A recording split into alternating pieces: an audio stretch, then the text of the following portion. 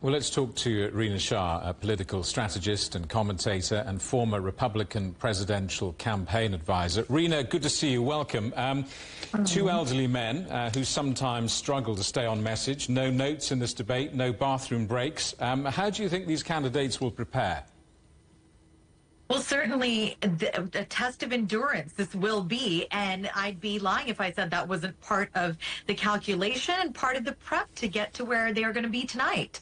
You know, I think the interesting part about tonight is that this is the rematch that seemingly nobody wanted from coast to coast in these United States. You ask voters, and people are not particularly thrilled to see the duo meet again.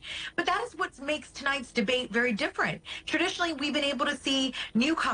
We've been able to meet people on stage for the first time. We already know what these two men bring to the table because they both have sat behind that great big desk in the Oval Office before. You know, journalists and political wonks get excited about these things. I mean, does the great American public really care? Do you think this debate will make any real difference? It's often said that voters make up their minds months before elections.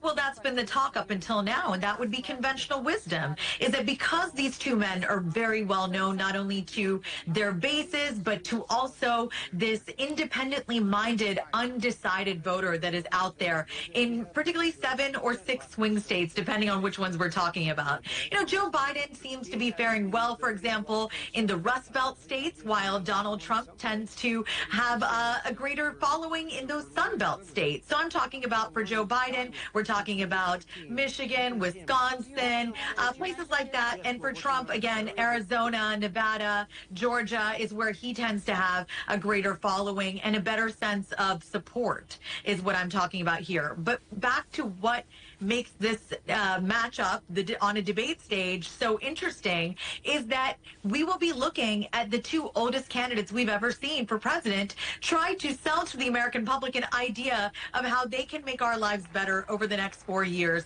That is something that could really change the game after tonight, depending on how they frame their arguments. Each of these guys will have spin doctors, directors of communication. We both know how this all works. Do these people try and get the candidates to retain key messages, key sentences? How do you think it's going to work, given what we know of both of their live performances on television? Well, I myself have been one of those people before. I've been retained by not only candidates who run for U.S. Congress, but I have advised a Republican presidential primary candidate as well as an independent candidate for president. And I can tell you it's always the same. For me, I would always want to give a candidate a very memorable acronym to go into the night with, something that would tether them back to the point of why they're standing behind that podium. So for Trump, for me, if I were advising him, which I have not, I would say he has to do TCI, which is teach, convince, and inspire. He needs to teach the American public something that they may not know about Biden that would make Biden not a great choice for the next 4 years, perhaps something Biden did or his administration has done in these 4 years that would make Americans question whether they want to take their chance on him again. Now, convincing is also, I think, the hardest part here. Convincing the folks that are out there who didn't vote for him in 2020 that they should vote for him now.